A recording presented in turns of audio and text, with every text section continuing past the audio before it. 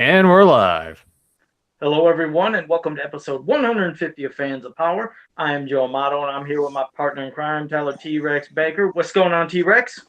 Ready to kick some ass, man. This is 150 episodes of just bullshitting about He-Man and the Masters of the Universe, dude. And Nuts. And like I said, no, you're right. It's crazy. 150 episodes in, and one of these discussions, it's almost like a little throwback, but maybe we always like twisting and trying to see another little side of it or things we missed. It's always fun to revisit something sometimes. That's like well, see, I started thinking about I think we did, because with this, one of our discussions has come up so many times, I started overthinking, did we talk about this already? Like a specific. We could always do that once in a while because, like I said, I see things maybe I didn't notice before or a different part of the story, which it's always cool. And of course, the thing with Prince Adam, that's a topic where that seems like it never gets old. You always see debates on that in a lot of the Facebook groups. But before we start with all that, first let me say hello to everybody that's been in the chat room because we've had some people sitting there a little bit earlier and they've been talking before we even started. So hello to Zentron, Delvis78. Fedmon, I'm scrolling down. Hold on one second. I already said Zentron. See, there goes the mind already. And I thought there was a couple other. Oh, JD Gibson, thank you for joining us.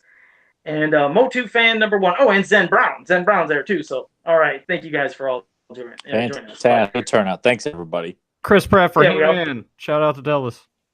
Have a good show, guys. Son of a bitch. Right. What a way to ruin that. Well, I haven't heard any movie news, so I guess we can say that. But as for recent news with Super 7, just to let you know, I believe tomorrow, because you brought it up last week, Tyler, and you weren't quite sure, I think, on the date, but tomorrow is the last day to do the pre-orders for those 5.5-inch figures for Hero, Eldor, and then the 4 Filmation figures, which I believe was Teela, Beastman, the Robot He-Man, and bam, that's where I just went blank. What was it? Beastman or Man-at-Arms? Jesus. God, how did I forget it? Man-at-Arms, which he looks great. They all look really good. The one that to me looks a little strange, but it just might be an angle. Beastman, something about his head looks gigantic. Did you get this vibe, or maybe you didn't really even look at it? You and everybody else look at the figures a hell of a lot differently than I do. I don't look at the. I don't know. Sometimes I don't know how you guys find that. So especially when you're just looking at pictures, unless people are putting up like really high resolution scans stuff. I'm like, how the hell do you guys see some of this stuff? Well, sometimes it kind of some things stand out. Like Man-at-Arms to me looks like perfection. Teela looks great. That Robot He-Man, which I'd never expect, looks great. But it was just I actually noticed it, believe it or not, last week. I didn't say anything about it, but I never looked at him before. But when he was in the package, it just looked. I don't know. It might have just been an angle, how his beard looked. It just made his head look giant. But apparently you didn't. Like I said, you didn't really see that. So it's not everybody that looks at things. But I feel like when people point out problems, even like back with the whole reverse shoulders thing with King Isambard, I didn't notice any of that stuff. Like, what are you talking about? And then I looked. Oh, those are really particular. I never noticed. Yeah, the reverse shoulders. But that was just stuff. I'm like, I don't look and just examine. Oh, neither do I, to be honest. I don't. It's just bam with something, boom. So I was trying to get your take because I've seen other people say it, and then when I seen it, I was like, what if Tyler notices? But like you said, not everybody sees these types of things. So that's the vast majority of these things people that point out, I don't notice them because I'm just looking at the whole picture. I'm not, like those ladies at the local grocery store who, after they've checked out with their massive buggy of stuff, they look and see if you've shortchanged them a nickel somewhere in here. I'm pretty sure they shortchanged me a nickel and some Del Monte zucchini or something here. They'll get their ass up there too. If there is a nickel shorted, I've seen them. They go up there like. Yes, yeah, but not to say that the fans that point that stuff out are like old biddies looking for a nickel at your local Kroger. I'm not saying that. I'm just saying I never stop to examine it because as long as you're giving me a character that I like, I'm content with it. Like when we got Hero. It wasn't the vac metal, but I was glad to know he's coming, and that's it. Like I clearly noticed the vac metal was not there, but I'm like, what? Which thank God it's happening though. They're at least doing it now. Again, in case people didn't catch it last week. Yes, you're going to get vac metal, but also figures have the wave 2, or excuse me, the wave 2 of some of the figures for the 6.5-inch scale. Those started shipping, correct? Yes, I got them on the shelf here, and I've got I've yet to put granted on the shelf here just because I had to do some tinkering and I'm still not done of getting I got Karg and Dialemog and Rat Trap on the shelf, but there's a few people I've got to maneuver and get them back on their proper places as well. And the Sorceress is on the classic shelf. The Formation figures are on the shelf, except Tongue Lash I put in with the Horde. And what are Granted, your thoughts on all of them? How do they all look to you? Pretty oh good? my God, they look so damn good. Like it was just perfection, every one of them. I mean, I don't have I should have had them out to show and everything, but hell, I'll grab Dialemog real quick because he's my favorite. Yeah, go ahead. While you're grabbing, I'll just say it seems like I have not heard any issues for everybody here that's listening. It's in the chat room. I haven't heard any issues on quality control on those figures of any types of breakages. And I don't know if you fans have, because you can always jump in and let me know in the chat room. And hello, Adam Gabbard. But no, I haven't heard anything at all about me. I'll wait for Tyler to get right here just to check. But Tyler, I was going to say I haven't heard from anybody about any bad quality, quality control of breaking or anything like that. I haven't heard nothing. Have you? Because it's a good sign. No, it is a good sign, and I didn't know they were doing this, but they also shipped like an extra Triclops head for the previous figure Cyclops that came out because So I thought that was nice they did that. But here's Dialemog, and with his classic smile, and I got him kind of leaning out a little bit here, but I mean you see the light bulbs on his head there. Cool. You know, I mean, all these things, the discs, the nose doesn't rotate, of course, but the eyes rotate easily. Looks just so good. There's nothing to say. I'll be honest, because remember, I don't own any of these, but I didn't know that was a rotating feature. I thought they were going to like take plates in and out. Yeah, for the eyes. no, you could see. There's the. Oh damn, that's cool. Now that's 100 times better. Dude? Wow, I thought it was interchanging face and mouth plates. I didn't know that rotated. That is cool as hell. And they slide so easy. Like it's so easy to move these discs. Manny Face is a little bit more harder to move, and he moves in one direction. Like you can't go back and forth. It's you got to move it to the left side. But it looks great too. And of course, here's Karg. You know, I got him holding his pistol there, and you can see it. Just the all the details in his face. I mean, just. Oh my God! Who would have ever thought we would have had Karg? After all this time, I mean, you wait long enough. You're like, you just kind of feel like with that magazine loophole, why haven't we gotten him sooner? But yeah, he looks just absolutely incredible, man. I mean, I just could not be happy. I mean, all 8 figures, they're just stunning. That Sorceress looks a hell of a lot better than the first one we got. So she's taking the place of the original one on my shelf of all the heroic warriors because I just love. She's got a very, very pretty face and her hand mannerisms. God, they just look so good. With two different set of wings too that you can put on. Yeah, and they just snap under her arms. And I've got the folded so that way she's like standing in place and holding her hand out. Like that's the one that I was going for. But they fit perfectly right on and off. It's easy. It's not like it's something that could break. They just slide right in, slide right out. Dialemog's headpiece. You've got the blasting horde symbol, the formation horde symbol. And then this one kind of ties in a lot more with the current roster of the Horde members. It's a little bit more detailed. So that's the one that I put on there to kind of fit in with everybody else. Great. Rat Trap looks just so menacing. I want to make sure I show Nathan Rat Trap because Nathan's such a fan of the Universal Monsters, and he's probably going to be wishing he'd gotten a Rat Trap or something like that. But if you people are fed up or are still bitching and complaining about what Super 7 is doing with these things, you got no damn or anything to plead your case. I mean, I'm sorry. I mean, you got these guys in hand. What the hell are you going to complain about? There's nothing to complain about here, people. Yeah, because I don't, like I said, I have none of those, so I have no clue. That's why I always go by when I see people do live or something just to get a look. I think out of all the figures, the only thing I heard some complaints about, which first, hello, Captain Chronic and Grimbot, who has joined us in the chat room. Thank you for joining us. But it's what one of them brought up, which, Grimbot. I think the only complaint was a lot of people talking about the Sorceress's face, like with their eyes maybe looking a little wonky, like they were looking in a couple different directions. Does yours have that issue, or is this maybe some rare? Oh, now I got to get it here. Okay. He's like, son of a bitch, I got to go grab that thing. Yeah, sometimes they're just details that maybe people don't really look at or look up closely, but I guess we'll find out when Tyler gets his. But that's the only thing I heard were just maybe some No. wonky eyes, as people say. Maybe Nope, Tyler's. Sorceress is fine. I'm looking So right she has at good it. eyes? All right, shove She's her got- face up she's- there and say something. Yeah. Let's see here. Put her arm down here. But if you look real closely here, I mean, her eyes, I mean, they're in great shape. I don't see any problems with it. I don't know if you guys can or not, but she looks absolutely beautiful. They perfected the sorceress. I mean, she just looks so damn good. And then here's her other wingspan here.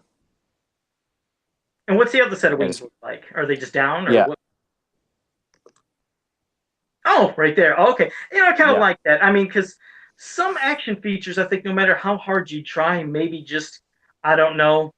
Well, okay, for the vintage line, it was just a cool ass gimmick. You blink and the wings popped up was perfect. We were not going to get that kind of gimmick for classics. So I think doing a display with them open and closed, it works perfect for whatever display option you want to choose. Especially with some things that spring features, if they even had a gimmick. I just like that. You know what? I'm not. I know some people insist on the gimmicks, but look, to not have these figures to be as posable as possible, I think dial them all. Yes, it's nice that you don't have to worry about slipping in disc. You can just do this easy rotation here.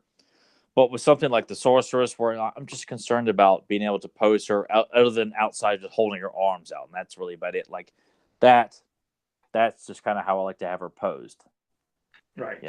That's just awesome. And then here the Dial-A-Bug was the shocker. That, I mean, really for me, I didn't, until you said that, I did not know it rotated. I thought they were interchangeable plates, and that's a big shocker for me. So that just makes that figure 100 times cooler now. Oh, I mean, God. I mean, just again, look at that devious smile. God, man. Did he come with a pie? I'm surprised they didn't give him a pie or something. No, it doesn't come with no pie. He just came with the various horde pieces there, and I think that was about it. And I didn't know this when I opened Manny Faces, because I can't wait to put this on display. Like I said, I mean, a lot of the packing stuff I was aware of, but the Stinger Lance, a Buzz-Offs, I was not aware that came with Manny Faces. So. Which is always my favorite. I wanted to ask you, there's one thing about Manny Faces, the weapon to where it's like a tri-blade, the one that's a question about that. Let me see. Are they all the blades? Because Jeremy DeWitt from Podcasters of the Universe, he made a little post, and a lot of people started noticing that the blades were all originally supposed to have the same direction they were going, but one is now turned the other way. Do you notice that with yours? Does it have it? Yeah. Oh, it does? Huh. Because even in the prototype it looks cool, but to me that's just like that doesn't. I mean, I just wondered how it happened. A lot of people pay attention to that stuff, but to me, just the fact that it rotates. Oh, it's cool. Don't get me wrong. It's just like, of course, we seen the prototype picture. They're all the same way. So when he posted it, I didn't even catch it. Like Grimbot even asked me, he's like, Joe, what is he talking about? And I was like, well, if you look, the one blade's different. I was like, I don't know. Yeah. And everybody had it. It just, for me, I wondered, how the hell did it happen? That's all that was in my head. Not that I care, like it's going to make me think, forget it, I don't want Manny Faces now. But it's bizarre to think, how did that get turned in production? It kind of lost me, Looking at it like that though, like holding it like this, it looks cool. Oh yeah, it's cool. Like it doesn't look odd or just But and then here's Rat Trap. He's a cool ass moment. Yeah. Just I thought about posing with his weapons, but you know what? I feel like a mummy like this, he's a badass. He doesn't need weapons, so I'm probably just going to keep him on the shelf, just pose like he's ready for battle, like ready to just go kick some ass for Hordak. A lot of these guys, I probably don't like Karg. I'll keep his gun. Granada, you don't need. I may keep her gun with her. Some of the stuff I try to keep boxed up because it eliminates room space if I have them holding their weapons. So lots of times I just try and keep the weapons bagged up or something like that. Okay. But the only problem I'm having with is Zoar the Falcon fitting on her perch. She's got two small little holes underneath her clawed feet that fit right on the perch. Mm-hmm. It's very difficult to get them to slide right up in there. I still haven't done it. But other than that, you guys, everybody should be pretty happy with everything that we got here, and knowing that the next wave of filmation that's coming, God only knows how great that collector's choice line is going to be. Now, It's, Super 7 said they were going to be popping up at Comic Con this year, but did they, or New York Comic Con, but did they mention if there's going to be any Masters of the Universe things that'll be revealed, or no? got me. I have not heard anything. I haven't seen anything, and I'd like to think by this point they should have, if not all four, at least one or two, and then like weapons to let you know, hey, you're getting these. They're just not ready yet. So here's the weapons that should probably give you an idea of who's coming.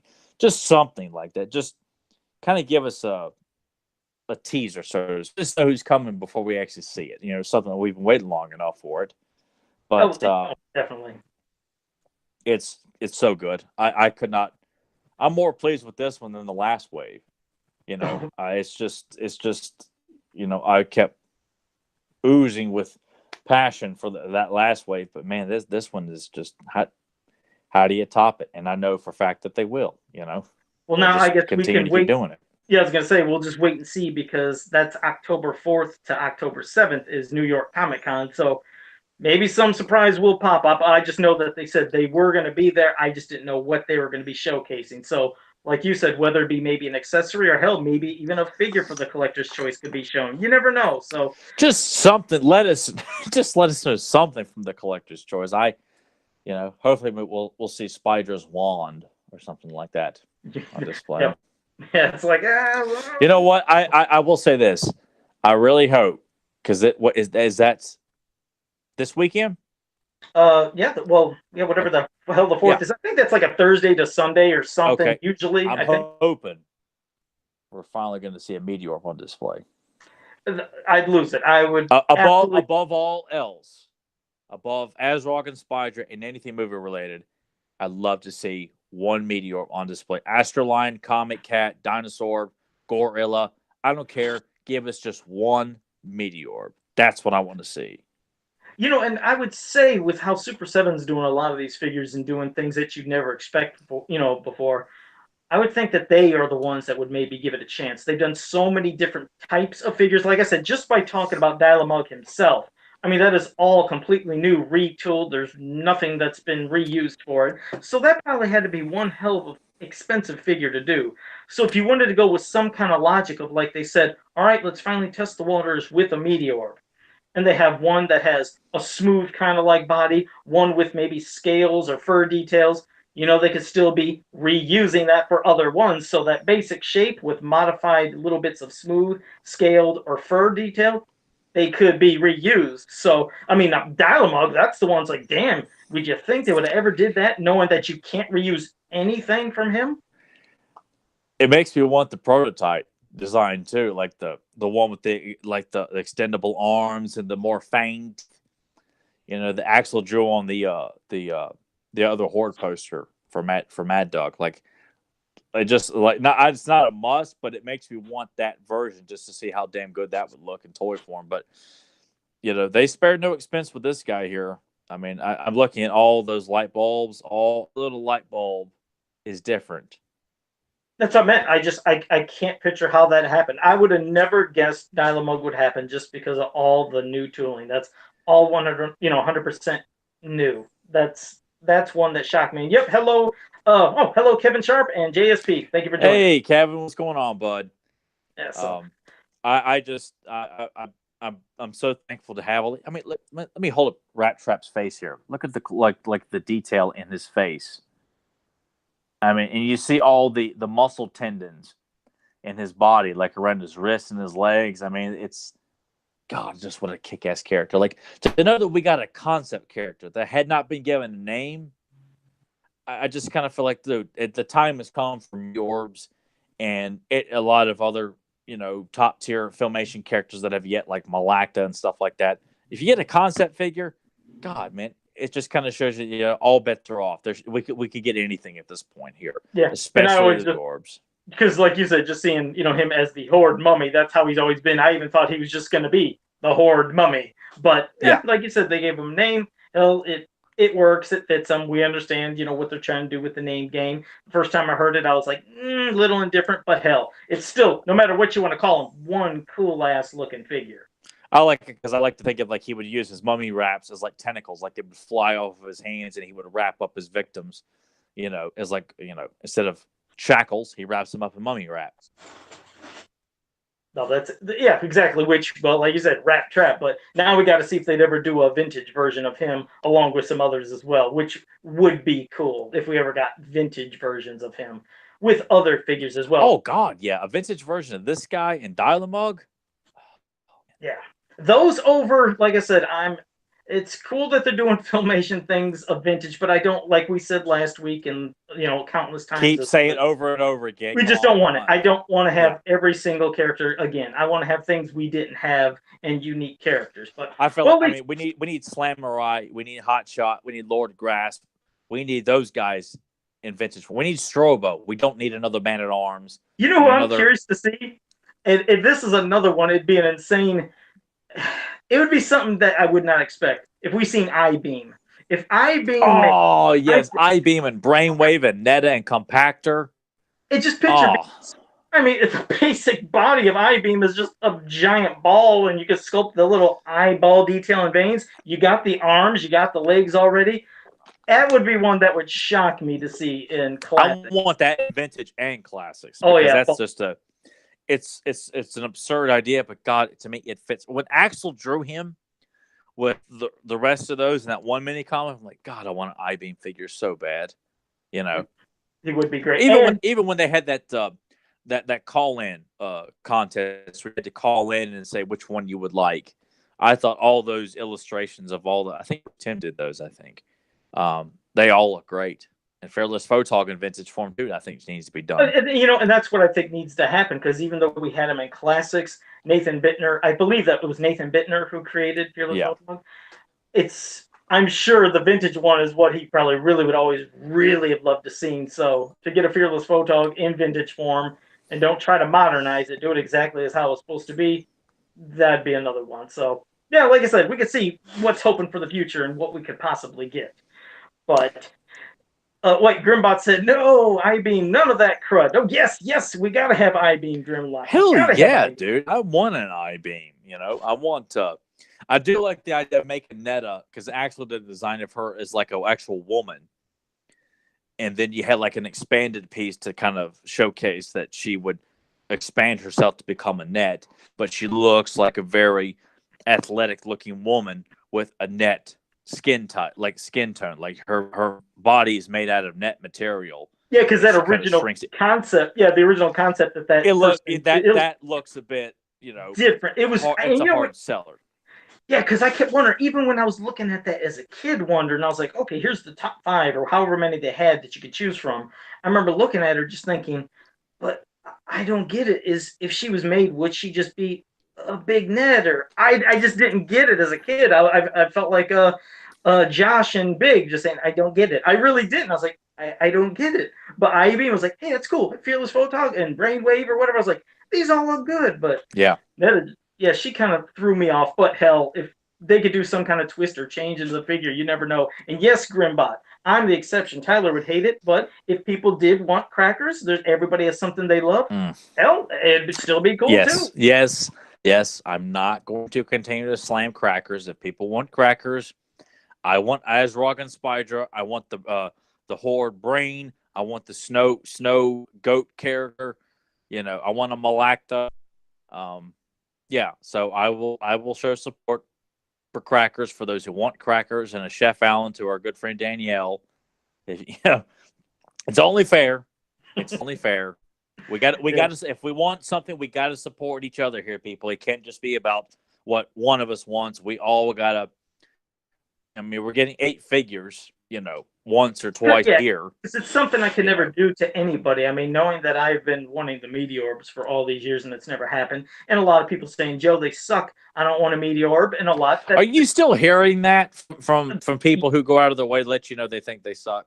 Well, you know what? I'll make a post tomorrow and we'll see what happens, because we will still I still see, quite a few people, but there's like more and more people are coming around to appreciate him. So that's what I mean. I would never then, if somebody said, hey, I would love this figure, I would never put down what anybody wants and would hope to see, because I was like, well, damn, I'd be a hypocrite. I'm pissed because people don't like the Meteors, but then I'm going to go back in their face and say, no, you want that character? It sucks. It shouldn't be made.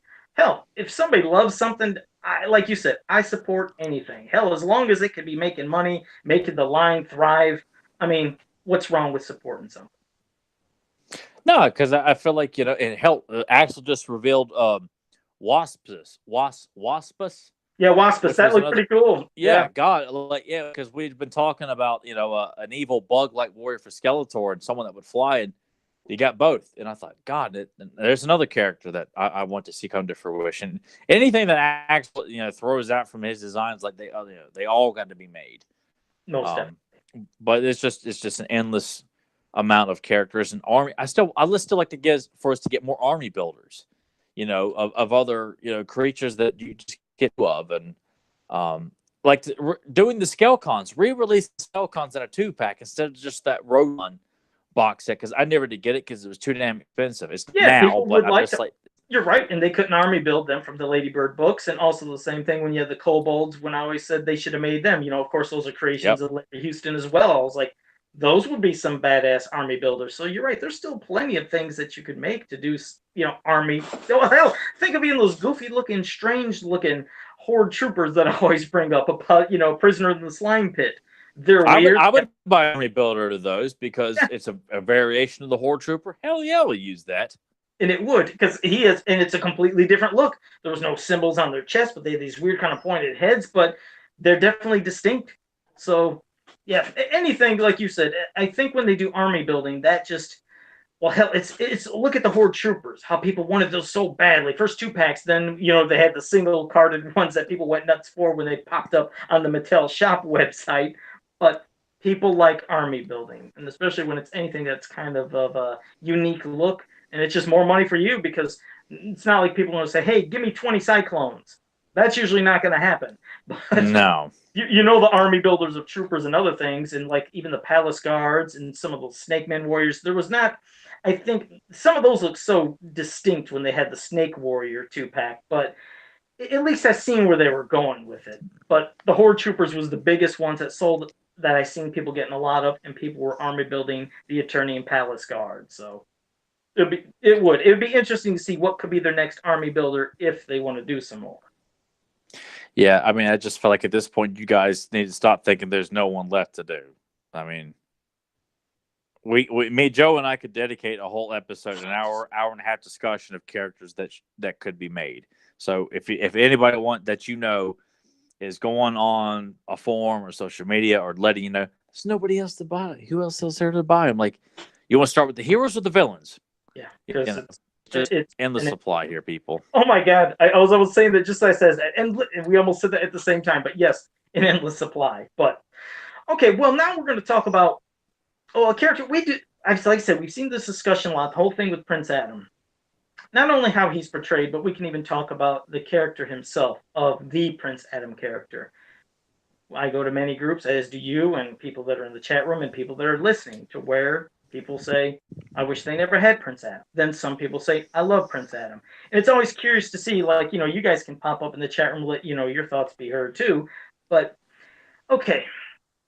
Yes, when the line was first conceptualized, and with the mini comics, yes, there was no Prince Adam. And of course, later within the DC comics, we've seen a Prince Adam character. And then Michael Halpern, I believe that's the guy who then used, when he was doing all his notes to create the Filmation Bible, they brought along Prince Adam again. Of course, like I said, first seen it in the DC books.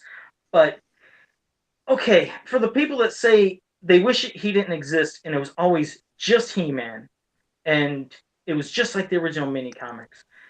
I bring it up a lot, and I'm not saying everybody has changed their mind, and I'm not expecting everybody to change their mind, but I sometimes say, what was so great in those first 4 mini comics? I was like, yes, the art was beautiful. As we dug into it, sometimes like, these stories were a little confusing at times, and not as epic as some might think. And I've seen people reread, and they thought the same thing. They said, it's different, but some people still love it. But do you think that the line, okay, just picture this. The whole by the power of Grayskull, I have the power, that whole thing that everybody has emulated from the cartoon to then into comics and everything else, picture that is completely out of the equation. there is no transformation. There's nothing.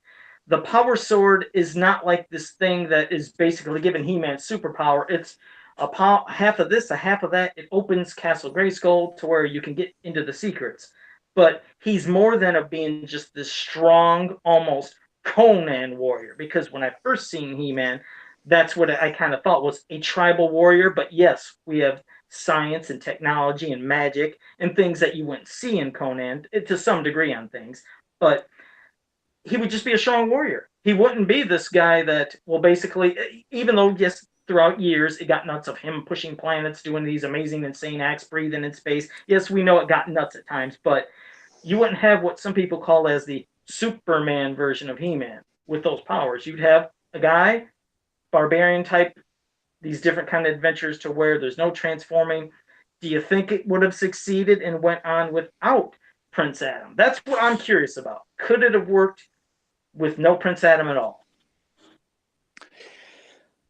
You really hammered home something that I think a lot of people tend to neglect, and that's when people think He-Man, they think I have the power. Well, he doesn't have much of a reason to say that when the power sword is only half of it, and it really is its only purpose is to get you into Castle Grayskull if you got both halves. Other than that, it's just a weapon that the goddess or the sorceress bequeaths to He-Man to use to defend Castle Grayskull. That there was nothing else to it than that, So you kind of feel like, well, if that's what you want, so I guess you get no transformation sequence, no by the power of Grayskull. I have the power.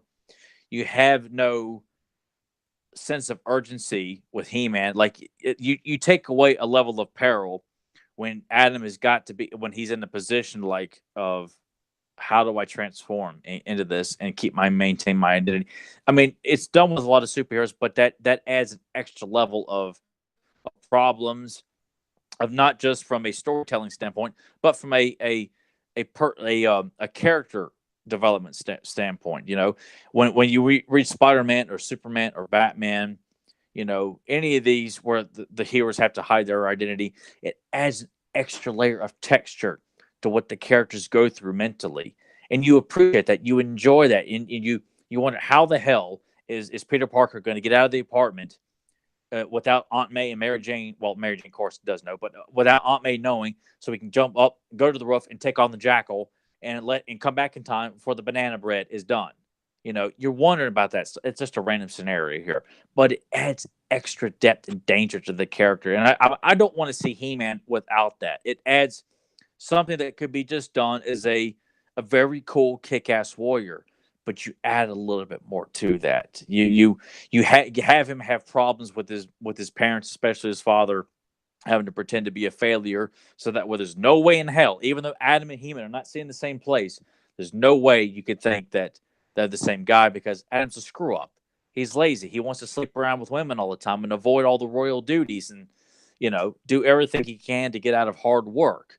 So it just makes the character so much more fun to write and build up Adam's frustration as a hero. It is. No, you're right, but it's a dynamic that's added that obviously creates so many new, different, and unique stories. Because if you have just a character who is just this powerful guy that lives in this damn house that he built with his fists, that he punched the bricks and made his house, it's like, are people just coming to find him all the time? How would that, if it was in the cartoon, how could that have worked? Like I said, you would never have the king and queen and him living in the palace, all the other things, the transformation, the trying to get out of the situation. My God, will I be able to get out to transform? Will they find out my secret? There's a lot of dynamics. It's like Delvis78 in the chat room brought up, and which is a good point. He said, He-Man would be so overwhelmed by people just running up to him all the time. When an emergency really hits, he might just throw his hands up because he's exhausted. I mean, picture that. It's like they're coming to him for help. They know where he's at. It's different. It's something that I think just in cartoon form, I couldn't have pictured working. Believe me, I love the damn original figure and the original mini comics. Don't say I hate, think I'm hating them. I love them. I love it all. But when some people say, nope, anything past those 4 mini comics, it was all bad. It's like, okay, well, you have just basically discredited not only the entire cartoon, but every single mini comic that came afterwards. So you're saying the world of He-Man revolves around 4 mini comics. I find that to be just, to me, insane. It's like, that's it? That's all you see? And those comics, again, have a lot of confusion when you read them. But I know that now we know that they had to rush to get some comics to go with the toys, and then boom, here came the cartoon. When we seen the whole thing about the toys that made us, when we seen about why it came to be. But yeah, those 4 comics, while they look fantastic, they're not really some of the most amazing stories you think of.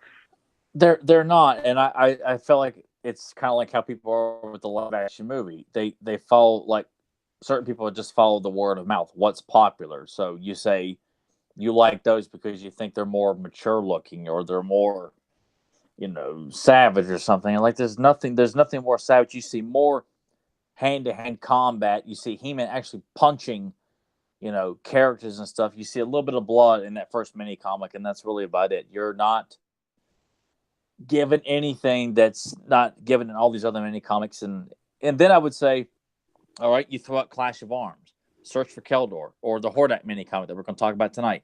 Throw out random examples. Okay, disprove me. What is it that's in these mini comics that clearly doesn't have what those first 4 do? And that's just 4. I mean, if you throw out the Ultimate Battleground, the Snake Men, the Horde, those come a long way out. Are you telling me that the addition of the Snake Men and the Horde, and the beautiful artwork that Larry Houston did, and Mark Texeira and Bruce Timm, like, how the hell can you really look at other He-Man fans? And we're not saying that if that's your favorite, great, because I think it's great that all of us have different favorites, and we all don't like the same thing. But to act as if, like, He-Man stops after those first 4 because you have it in your mind that the consensus, I feel like that's a consensus thing. It's not so many fans, because I think, as we all know, that the hardcore fan base is not as big as it used to be. We have a lot of hardcore fans, but I'd be hard pressed to think a lot of casual fans are the ones that are saying it's all about those first 4 mini comics and ignoring all these great legendary stories that come afterwards, after those first 4. Like, well, hell, even the next wave with the Mark Texeira work with Triclops and Trapjaw. How the hell can you look at those stories and sit there and say that they don't hold a candle to those first 4? Yeah, which those introduced. No, and within those, that's when we were introduced to a lot of unique and different characters as well. But you also seen a lot of action, and yeah, in those there was no Prince Adam that was ever shown either. But those are amazing comics as well. But it's you're right. Like I said, I'm not saying, hey, if you like the first 4 mini comics and that's it, you're a moron. No, again, that's not what I was saying. But I've just had people that really, when they'll get into a debate to say that, they say it passionately, and they'll like rip into people that like anything past the other 4. And that's why I speak up like we're doing now, just to say, yes, you can love and like anything you want, but don't just think, you like the 4 mini comics, and if somebody likes it past that these fans, they have bad taste. It's like, just as long as you're not back and forth name calling to what somebody likes, your opinion, it's great.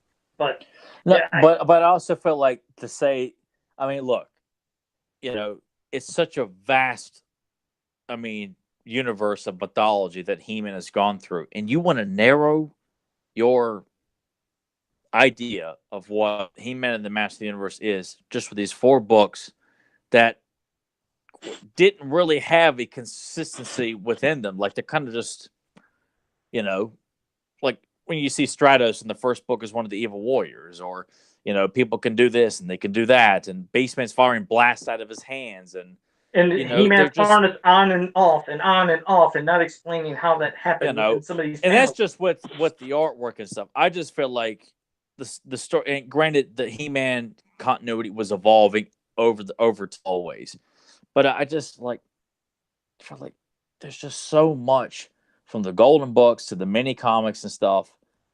Like, I just don't see how a He-Man fan can sit there and say that the rest of this stuff, and maybe they include the Golden Books, but obviously if they like the first 4 mini comics, they're probably not a fan of Filmation.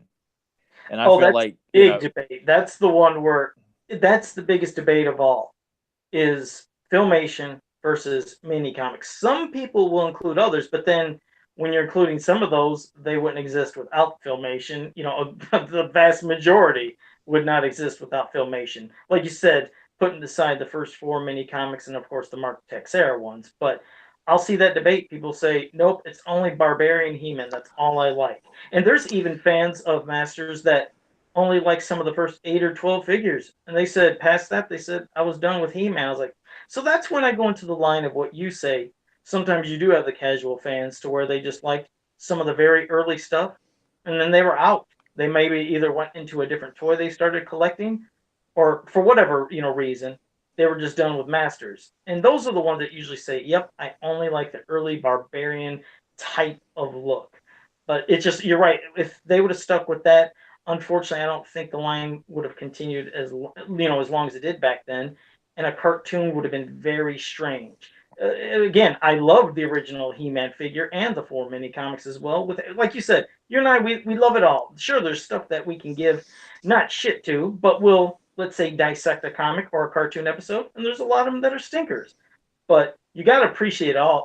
At least give it a chance to appreciate everything. Well, I feel like the vast majority of this stuff, I'd say 90% of what we got from all the media was great. You've got stinkers in Filmation and the mini comics, the Golden Book stories, hardcover to softcover. NYP had stinkers, whatever the case may be. The vast majority of what we've got, we're very fortunate. We haven't gotten as much as Transformers and Turtles has got in terms of like media and stuff, because a lot of stuff still going, obviously. But for what we got, we have a lot of mythology to go back and look back at and make references to, and see a lot of these characters. Not all of them, unfortunately, didn't get fleshed out as much as others. But I feel like there's so much rich material here that you really should be able to go up to any casual fan. All right, look, I'm going to let you know why there's a lot more to this than what you remember. And if it's a cop out of you just saying, after those first two I'm out, I was like, is that just covering up because you just lost interest to move on to something else? And so you're just going to say you're done with it because you don't want to admit that you don't know as much? I'd rather just sit there and say, you know what? I don't know who any of these characters are. And I say that because I don't have a logical reason. So just tell us you don't know who's in Wave 3 and who the Horde is and who the Snake Men are and who Clancho is. Like you said, many fans like us in this podcast. Yeah. What? Go ahead. Sorry, bud. You're right. That can be said for many of the characters. Oh, and also I just want to say I'm trying to stay as still as possible when I talk, because when I use my hands with my Italian talking and moving, it's creating an autofocus in and out. A couple of people in the chat room kept saying, Joe, I'm getting like motion sickness. You keep zooming in and out. And I know it's because of me moving my arms. It's been doing it for the past month, and I apologize. I don't know why. But yeah, it's the second I start doing this, and you know how I have to always talk with my hands, it's going to start going zoom, zoom. So yeah, it's doing it right. It's doing it right now, yeah. Yep, so that's why I'm going to just try to, and this is so hard. Like I said, I feel like somebody put a muzzle on me because my arms are to my side. But, okay. Well, when it comes to what I know of casual fans, you definitely know when you have a casual fan. It's when they refer to certain characters as Orko as the Little Red Magician. I've seen that so many times. The B guy, which is Buzz Off, in the blasphemy. Recent one, blasphemy indeed. And the recent one I've seen so many is when people are talking about the new She-Ra Netflix trailer, and some people who did reviews for it and also just posting in some pages calling Adora Aurora. I'm like, what? Where? Huh? And especially with the one that at the beginning when you hear Light Hope saying Adora, and then after the trailer's over and the person starts talking about the trailer and reviews it, they call her Aurora. I'm like, yeah, you're a real fan. That's when you got the casual fans like, God, you didn't even hear it in the trailer, and you don't remember from when she was a kid. When you were a kid, some weren't even born at the time, but the ones that were born, I was like, yeah, like you said, if you don't know it, there's absolutely nothing wrong with it. But don't come into like a debate like you're knowing every single thing in the world and you're kind of clueless on a lot. It's just like me and Tyler. We always say we don't know every single thing about Masters, Princess Power New Adventures. There's a lot of parts in media and things we don't know, but you just sometimes get different ways people talk. It's like, admit it when you're wrong. Hell, I'll say it right now. I'd never go into a Teenage Mutant Ninja Turtles, Transformers, or G.I. Joe discussion ever. I would get destroyed. I am a casual fan of that. I don't know it all. So, yeah, when there's things I don't know, I just kind of keep my mouth shut because I was like, oh, if I go into this, they're just going to bury me and I'm going to look, stupid. So, and not that we're trying to ever do that to anybody, but no. I'm just saying, I just don't go into those debates. When I don't know it, I like to just sit back, observe, and see what's going on and try to learn. Well, and plus, not to mention knowing how much information is out there. If you really want to get into a debate with other fans about stuff, do your damn homework. Don't sit there and accuse me and Joe of saying that Faker's not a robot. Like some moron did to me and Joe, like what, a year or so ago. You were with us both saying he was not a robot, and all we did was just post the card art, and he shut up and removed everything he'd said. It's just one of those things where I know who the guy was, and he just wanted to go at both me and Joe. Yeah, that one threw me for a loop. Like, wait, what? He's not a robot? When was he never not a robot? I think that's what we said. Every canon he's ever been shown, he's a robot. What are you talking about? Even the Filmation, when he's just conjured up, Skeletor calls him an evil, robot, evil clone of He-Man called Faker. It's clearly he's a robot. He's speaking with a robot voice. It's just those kinds of people, And like Joe said too, there's a lot of toy lines and cartoons I know pretty good. Not as hardcore. Thundercats I know pretty damn good. G.I. Joe, I can't talk vehicles about G.I. Joe. Only some of them. Characters and stuff I know pretty good with G.I. Joe. Tremors, it's strictly like the earlier roster of characters. I don't know past into the late 80s and early 90s and stuff. I don't know. But some stuff, yeah, I can hold my own. Turtles, pretty good, but I just I feel like I'm not going to go out and just, if I'm going to get into it, I need to have information to back it up. And in this day and age, when we can look up anything you want about any of these toy lines, cartoons, behind the scenes, dude, man, why is it so hard for people to do their homework? And yet, when you prove it wrong, they'll come at Joe with, "Well, I'm pretty sure I saw it somewhere. I don't really know at the moment now because I've just made myself into a horse's ass here because I've been caught and shown publicly that I'm a fraud and a phony and a fake, and because I don't know what the hell I'm talking about. But I'm a fanboy, and damn it, I've got to be right because I can't be humiliated on social media like this. I mean, I've got no wife and kids, or I've got this. Just shut the hell up." Like the one that got me, there was a couple pieces of merchandise, and as we know, there is so much merchandise across the entire world for Masters that not anybody can own it all. It seems like just when you think you've had everything, here comes another weird piece. But remember, I posted my custom Mechanic Pez dispenser, and it was for a customer. And when I posted it, I said, seeing as they never made any Masters of the Universe Pez dispensers, I thought I would do this, and this is for a customer, blah, blah, blah. Then here came one of the fans and said, Joe, you are absolutely wrong. They did make Masters of the Universe Pez dispensers back then. I said, no.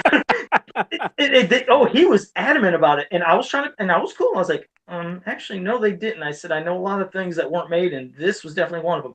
Oh, no, it's guaranteed they made it. I was like, no. And then he showed a picture. And it was a custom. I was like, yeah, that even says it's custom. I said, those are customs. I said, are you confused of thinking maybe you've seen another line? He's like, well, I know they made a Skeletor. And I showed a picture of this. God almighty. It was a skull one that had like a purple hood. And he's like, that's it. I said, but that's not Skeletor. That's just a random skull character from like, I think they're like Halloween line of Pez dispensers. Yeah. He's like, well, I have it in my shed or like in a box or tote. He's like, I'll show her. But he's like, please do. I was like, when are you going to do this? And he's like, I'm going to try to get it this weekend. I said, okay. The weekend came. I was like, you got it? No, I'm having trouble. That went on for about a month where I kept just doing it and eventually stopped. It's like, just admit it. You think you had a thought. If you're wrong, I'm not doing this to try to sound like a moron or make you look stupid. I'm trying to actually help you. So well, you know what? The guy made the first mistake by coming out to you and saying, no, Joe, you're wrong. Instead of, and that's when look, there are ways to approach this because we all do this all the time with each other. I've done it with Joe. I'm sure Deuce and James have done it, and whoever you talk to. If you know someone has got their facts wrong, you say, well, I was thinking they hadn't done that before, or are you sure? Because I thought pretty sure they had. You don't just come out and be an asshole about it and say, I'm sorry, but, you're wrong because I'm self-entitled, and I'm the quintessential genetically modified genetic jackhammer of a fanboy, and I know more than any of you guys, and I got the no proof to back it up. And that's what's weird, and that's why I was doing that. I do it just so, believe it or not, I'm not trying to make anybody look dumb when there's something I don't know. Because when they do that, I think you have every right to make them look dumb. If they're going to come at you like that, then yes. Well, I mean, in which you could, but I mean, what I'm saying is, I try to do it so they don't look dumb. Meaning, when you're saying it, and then there's more people attacking you. I don't like people jumping in and then calling this particular guy or anybody names, because of course, even when we were conversing, I never called him any name or said you're stupid or moron. But then people come in, so it's like that's what I'm actually trying to do, is save you any of these attacks that come from people who don't hold back. I love how Joe's kind of coming off like he's a minister of truth. Like, I'm trying to save this man's soul here. I'm trying to ask him to repent, and say the power of Grayskull compels you, young sir. Right. No, but really, it is. I'm just trying to be as cool and calm as possible with anybody that does that, because there's going to be the people that will attack. And sure enough, some of the people that came in started attacking. It's I don't know. It's just it's an aggressive way sometimes people come out with stuff. It's like, just watch how you say it, and then hopefully you won't have people jumping down. Well, you can't stop what other people say. I mean, what other people have to say. All we can really do is we try to enforce it. But you know what? If some guy wants to come out and stir up shit and claims that he knows more because he's got a secret database with more stuff that even the internet itself has hidden away in some proper or hidden abandoned, cave, that he pulls a candle switch off the wall and he enters this cave of power here, and he knows more than even the people who worked on the line itself. Fine, whatever. But I just hate how people are so quick with all the information at their fingertips. They come out with their shoes untied, trip and fall right in Hordak, and then tell you you're the one that fell. Hey, there's one thing. I mean, it's an actual piece of news that I think it was a couple weeks ago. I believe they said Funko, I think, will be making some Masters of the Universe Pez dispensers. I know I read that somewhere, so hell, I guess you will be getting some. They're going to be coming from Funko, but at what kind of scale, or if there's any weird tweaks to it, I don't know. But let's see what happens in the future for those. So I'll be interested to see, because think about this. Funko, since they do the Savage World line with the horror, and doing Conan, and doing Thundercats, and Zorn, and Mortal Kombat, they're obviously going to have to make a unique head. And I wonder if it's going to be what they would envision if they were ever to do 5.5-inch master style figures. You got to remember, that's what the Pez head sizes normally are. They're pretty much the size of, hell, you could pop them off and probably put them on an old He-Man figure. So I'm curious to see who they make and what it's going to look like, because that'll give us an indication of, damn, that could have been cool on a figure with some armor, body, and weapons. I'd be curious about that, and I'll also be curious to know if that guy comes out of the war. See, Joe, I told you that they did come, and trying to pass off something. I mean, just silly nonsense. Yeah, I could see it happening. That's why I'm glad I don't get involved with any of that stuff. I don't participate in any of that stuff, and it just most of the time it's Deuce and trying to make me look bad or something like that. And well, here's how when you guys do really happened. Yeah, when you guys do all your behind the scenes stuff with cartoon and making and the writers and who did the song and saying something, I'm like, you guys, man, you guys won that battle. I ain't jumping in with any of those Tyler Deucin debates. I'm gonna stay out of that. I won't join at all. But there. Like I say, I like to think I'm pretty proud to think I could hold my own if I was on Jeopardy with Deucin and James E. Talk. I like to think I may not win the game, but I'll be like Rocky Balboa. Like those guys may be like Apollo Creed. I'll take them to 12 rounds. They won't actually beat me. It'll be a draw, but they'll get the win due to like points or something like that. That's how I like to think. And they're like, you think I beat him the last time? Man, I won, but I didn't beat him. And then they challenge me to a rematch, and I take them on in Double Jeopardy and win them in Final Jeopardy as well. It'd be great. Wouldn't it be great, Deucin? Yeah, I'm going to have to see what he says in reply to that. I'm going to have to pass that on to James E. Talk, too. Seeing some kind of version of Masters of the Universe Jeopardy involving you three, I'd have to write down a set of questions and ask them. That would be fun to do on the podcast. Like you could be the Alex Trebek. Yeah, and we do like a Jeopardy with all of us doing. But we couldn't just do Filmation. We'd have to mix it up and throw in obviously a Filmation for 500, and then we'd have to do mini comics for 200. And then we'd have to do card art for 400 or something. Just mixing it up there. Well, see, of course, that's when I would like to jump in with the other stuff, but I couldn't. But that's why I'd have to put. Well, sure we could. Well, yeah, okay. If we did it that way, I mean, if we did it all Filmation Jeopardy, of course, yeah, me, Deucin, and James. Yeah. But I've always felt it would need to be mixed up, so that when we have contestants on, everybody has a fair chance. There may be a subject that you're more stronger at than the others, but at least I could beat this if I do double Jeopardy for 500 on, how many pieces of artwork did Gino Diachile do? You had to bring him up, didn't you? It's like, I do it just because I know Joe loves it. Because it's like, it is just one of those names that Joe likes the way it sounds. It makes it sound like he's intelligent for saying Gino Diachile. It's he's done other art. It's not just I know, but that would be like He-Man artwork for 500. This artist, drew many of the Golden Book covers and this and that. How many did he do, and what kind of or hell, even something as simple as he drew the cover for the Caverns of Fear, Golden Book, and that's when I'd ring it because so many people hit that buzzer and say Earl Norham, not just pointing that at you, but there have been a lot of people that thought Earl Norham did because that. When you see Norm had done so many of those covers, because there are similarities, but clearly now, knowing that you pointed that out, I look at Sword of Skeletor, Caverns of Fear, and the others, I clearly see there's a difference in style. Yeah. There are similarities, but very different as well. Yeah, but boy, I even mentioned to Joe in passing, I think Joe just kind of like, go away, kid, you bother me. I always thought it would be fun to do like a Jeopardy on He-Man and have people on, and we have a Trebek and read off questions, have a final Jeopardy, and we can even do go ahead. I don't know how difficult this could be, and we would have to try to possibly pick questions that maybe couldn't be easily Google searched. But maybe, since we got episode 156 coming up here very soon, and that's going to be our 3-year anniversary, maybe that's when we can involve the chat room. And also maybe a prize of some of your mini comics. Maybe we can even have other prizing be given away. But we can do our version for a certain segment of the show of Masters Jeopardy. We'll ask the question, and we'll wait for people in the chat room to reply. And whoever the first person is that gives the right answer gets a point, and we'll have maybe people go to whoever gets 5 first or 10 first could win something. But that could be fun, involving the fans with Masters of the Universe Jeopardy to win some prizes. That would be awesome to do. Yes. See, there's so much potential doing a Jeopardy. I think that's an excellent idea.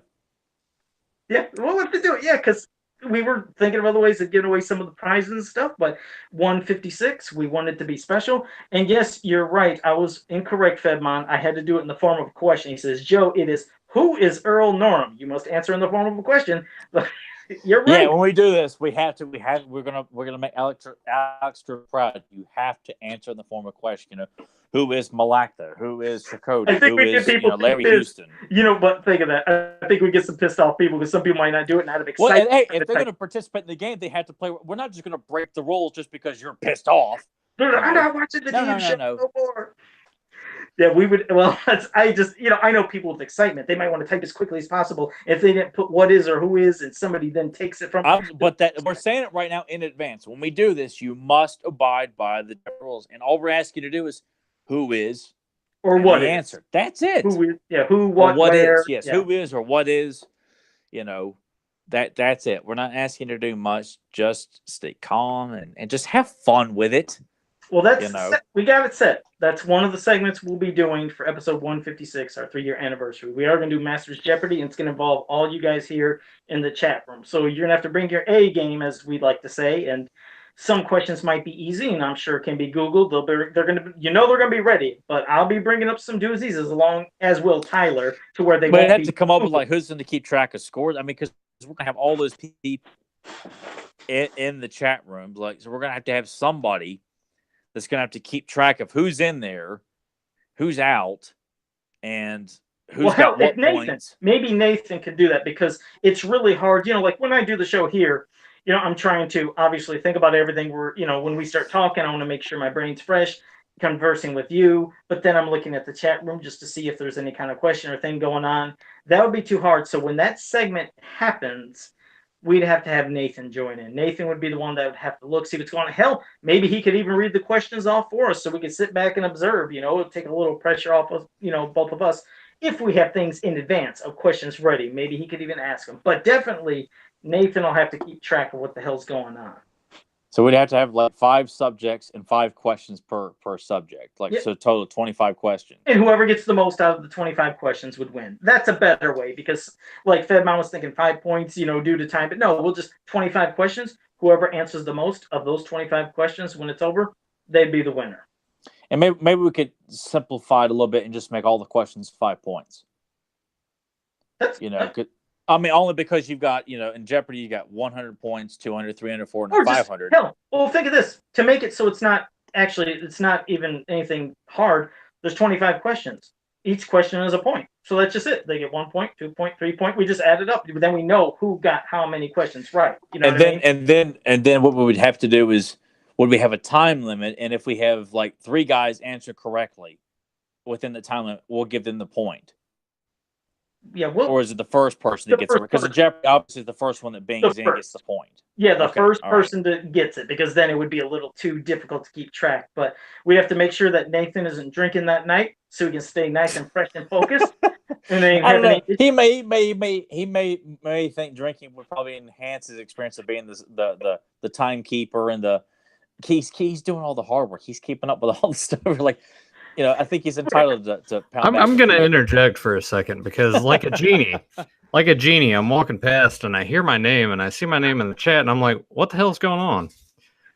What are they saying?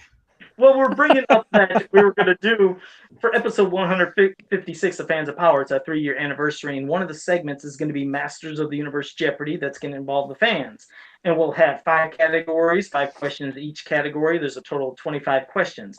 And we will see, after we ask the question, who gets it right first, and whoever has the most points out of those 25 questions when it's over will be the winner. And they'll have a prize. Tyler will have something. I might have something. Hell, we might have a runner-up prize for who came in second. But we said we need somebody to tally the points of the name and the person. So that's why I said we'll have to get Nathan. You could always have like a little. He's not doing jack shit. He's like, unless you pay me, I ain't doing nothing. And then Joe was like saying, Nathan, well, I have to make sure Nathan's clean and sober that night so we could take care of all the scorecards. Well, as if Joe, I hate to bring it to you, but character. If it's the weekend, sir, I don't know so much about that. Picture that. I'm like, okay, Nathan, who's the winner? He's like, oh, somebody's got 97 points and another person got 22. It's like, how the hell that happened, Nathan? There's only 25 questions. I don't know. Ask me, man. I just work here. It's just he hiccups over and over again. You guys just make it seem like I'm just this generic person when I drink. You're a caricature of a Looney Tune drunk, I'm sorry, man. It's like the drunk stork dropping off babies at the wrong houses and stuff like that. That's where we're painting the picture of Nathan. His hat's off to the side. I'm sorry, man. Hey, I'll have you know that I'm a very functional drunk. Thank you very much. If you want me to keep tally on all this, I will be more than happy to. So that's going to be on episode 156. Yes, that'll be our 3-year anniversary. So yes, you will see. You're going to be a part of our maybe stuff. we can have some people that contribute questions. Maybe we can ask James to contribute a question, Deucin or Val or Danielle. People throw out like random questions, because otherwise it'd just be fun to not just me and Joe make up the questions, but have some other people. We could have John Atkins submit a movie question, like a category on the movie. We'd have John Atkins, hey, submit some questions like of trivia for. Dude, this is brilliant. It's gonna be fun. I love this idea. Good. Yeah, because Delvis78 said, how about you only have so many people participate? Well, here's the thing, Delvis.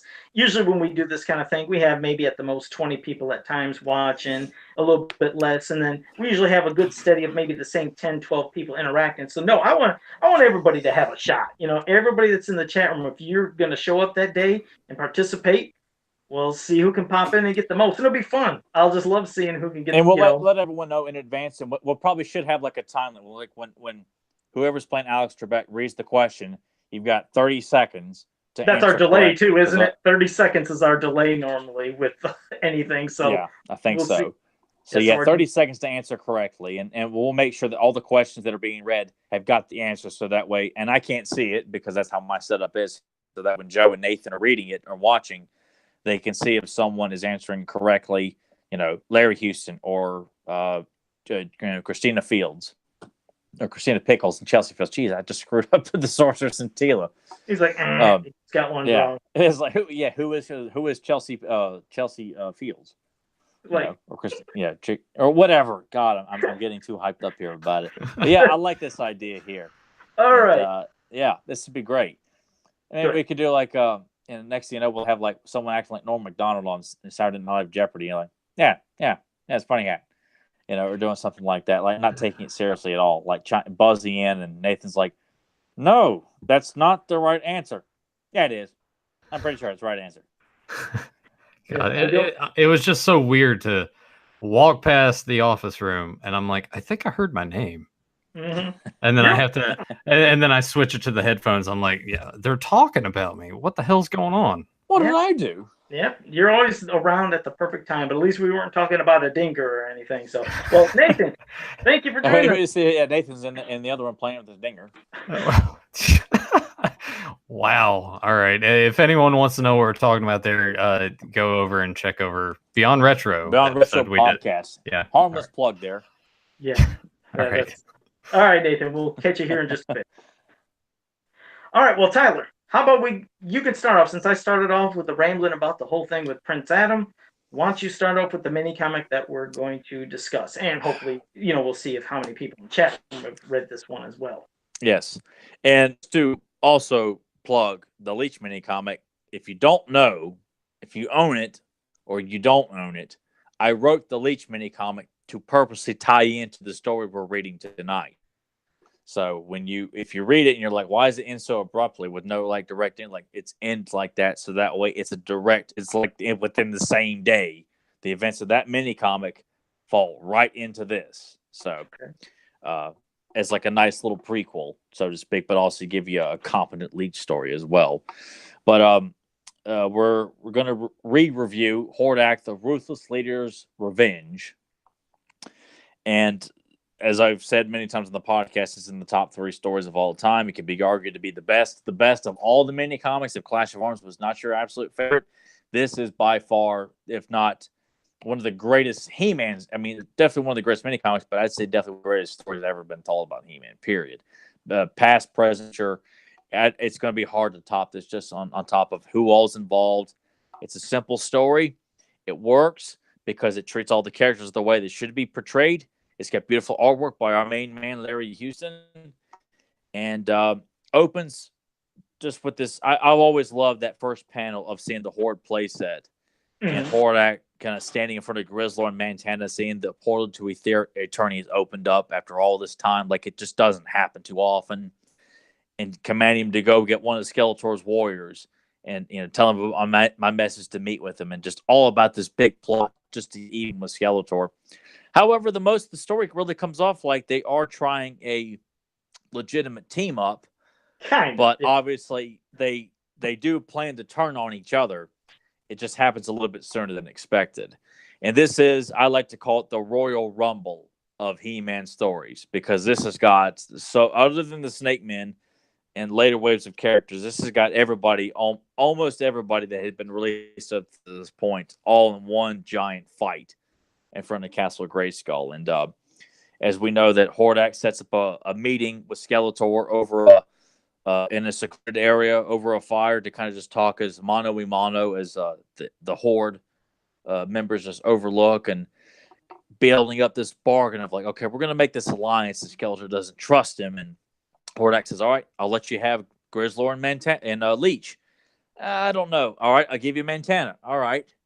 And then Skeletor thinks to himself, I got all his guys in my command. I've got my warriors. And when the time is right, I'll turn on Hordak and take him out. And Hordak's planning to do the same thing. Classic villainy. And prior to that, you see, obviously using Stinkor as the messenger.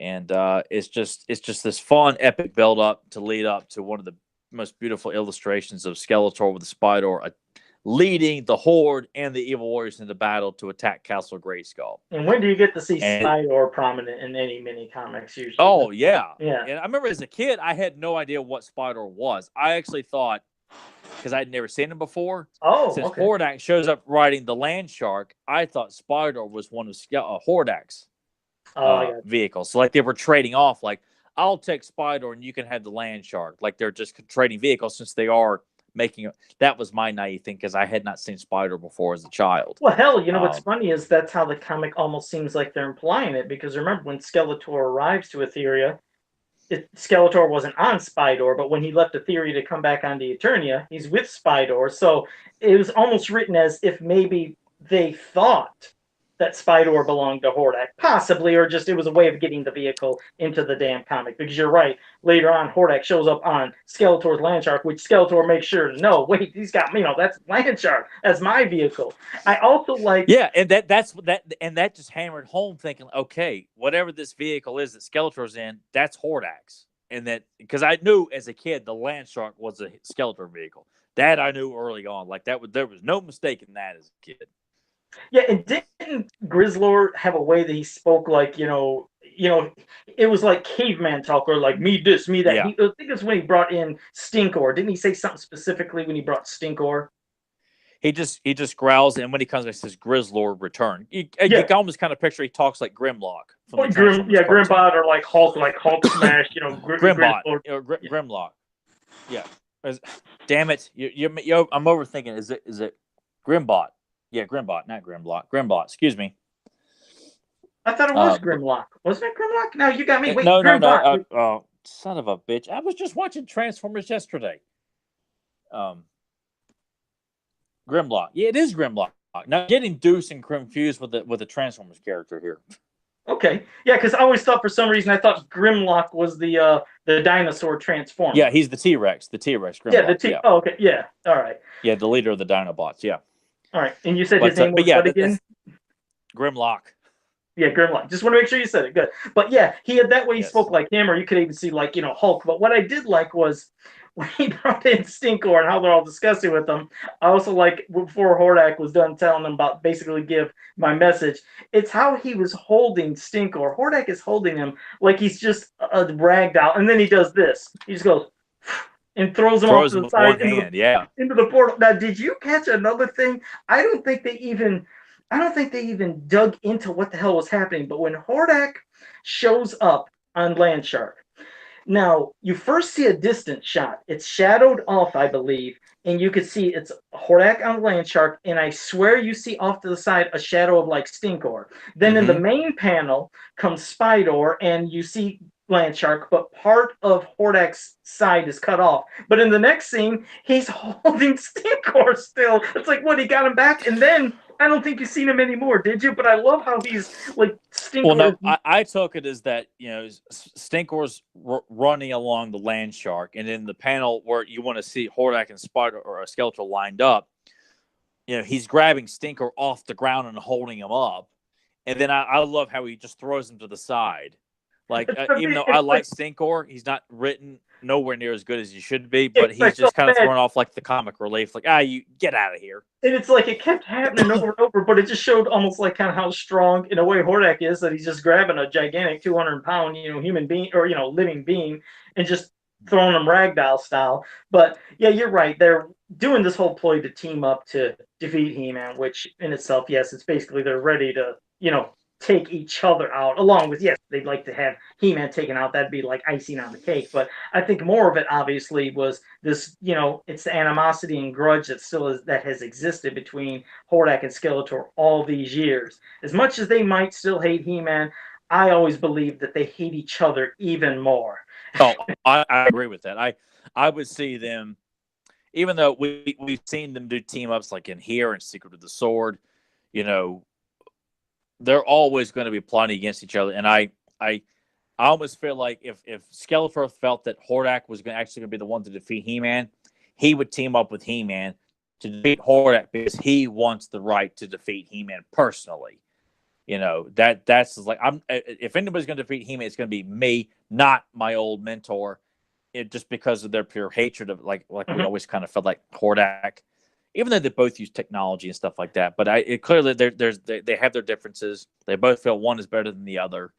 But you're right; it plays out in this. You're right; it definitely played out that hate. To forget it. It just, instead of any focus on the He-Man and the heroic warriors, it went right to the Horde against the evil warriors, and they're going at it. And as you said, you always love seeing, which I did, and many people here that are in the chat room and listening, when you see the face of He-Man and all the heroic warriors when they're standing back looking like they turn on it, they're fighting, they're just watching them go at it. You see Jitsu and Cobra Khan and Leech and Grizzlor and in Mantena, they're just all having, like you said, a big battle royal. It's like that would be one hell of a sight, especially when you thought you were going to be the focus of being the person they're going to come after, and now they're doing your work for you. But even within seeing that, it's like He-Man can't take it anymore. And it's like, okay, this like needs to end basically. And which was weird. He said, by the power of Grayskull, like we were saying earlier, like, but he's He-Man, why is he saying it? But it's like maybe it generated and powered the sword, and it cracks, like, part of the Eternia part of the land in half to separate them. Like, that was his way of saying enough. Because why is it some of these main comics that we talk about sometimes where there's some of the best, He-Man isn't really even the focal point. Like, when we speak of Clash of Arms, He-Man is basically zero focal point in Clash of Arms. Than this, he's okay, maybe 5%, 10 maybe. He's not the focus, and it still makes it a great comic. It's like he doesn't have to be the main person that's in this to make a good story, because it is great. If you guys haven't read it, it really is fun. I mean, it just validates what we were arguing, that why would you denounce the mythology, past those Force 4 mini comics? This mini comic alone buries all four of those. I mean, from a story like this that pretty much focuses on two factions of villains teaming up, which, comic book fans or whatever, we all love, team ups with the villains, knowing full well they're going to turn on each other at some point, but knowing that it's not just the villains, but they bring in their factions of henchmen to all work together and to all see them prominently turn on each other. And you've got 1, 2, 3, 4 fights going on. Of course, Spycor's taken out of commission, by many faces. So, I mean, obviously, when you see that beautiful splash page, you've got quite a few characters. You can't fit everybody in here, but most of the prominent characters. Yeah, I was going to say many faces. He's lucky he hit Spycor's face, because that's about all you're going to punch is that. If you hit something else. Yes. Yeah. But, we don't have like Trapjaw and Triclops and Evelyn featured in this. It's more or less like the current roster of characters. So I probably misspoke a little bit when I've seen you're seeing the vast majority of the characters.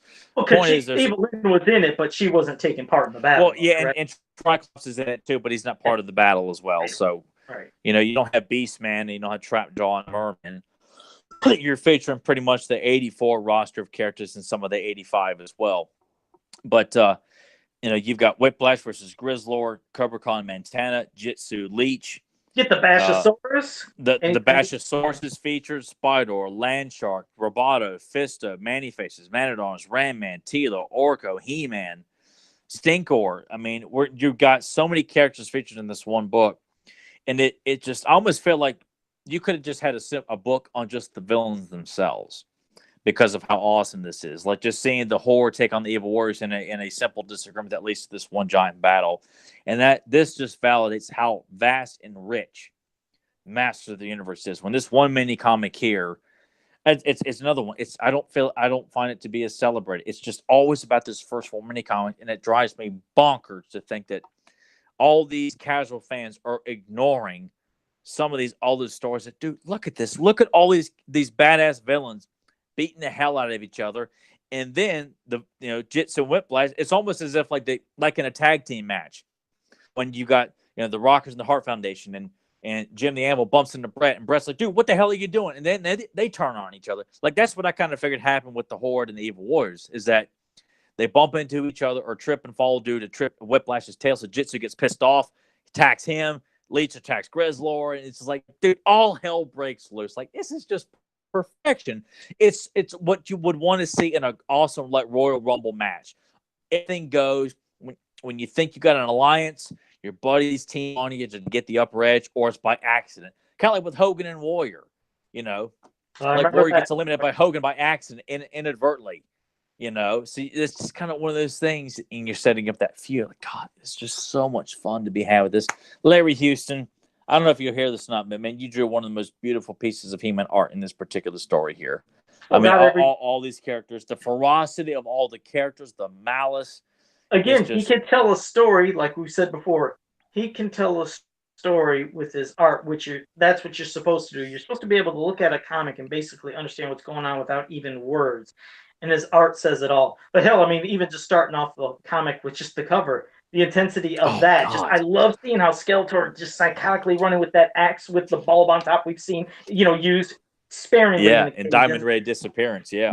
Yep. And Hordak having that serpent staff, which was in his concept, right? Wasn't that something he had in his concept? That was part of the concept art. Sure was. Yeah, so I love that made it on there. But every one of his covers, just you feel like you're just ready to go. And it's just like I always said with Clash of Arms, saying it right there. But seeing this one, it's like this is excitement personified. Just seeing that many people just popped up on the cover of a mini comic, and then that many plus some, and then more, and vehicles within it. It's you can't. And it doesn't feel like it's too much. It doesn't feel like an over congested, Marvel movie or something like that. You feel like even though you can't give Ram Man but so much to do in this, or even Fisto doesn't do really much anything in it, but it's still exciting to know that all these guys, you don't have enough panels to show everything. No, and I'm sure he would have loved to, but you're limited to the amount of panels, pages, and space, so there's only so much he can get in and try to do because you're thinking, oh, why wasn't there a little more interaction between, Jitsu and Leech or somebody else? Why couldn't we got more? It's like you can only get so much, and each piece and page shows enough to whet the appetite to get you excited and keep you going along in the story to read more. So, and to me, this is more about the villains anyway. Like, this is the villain story. That's what the focal point about this is. This deadly alliance between Hordak and Skeletor that's inevitably going to blow up in their faces, and they're all going to turn on each other. No, it's true. And that's the other thing I like with when Larry would do something.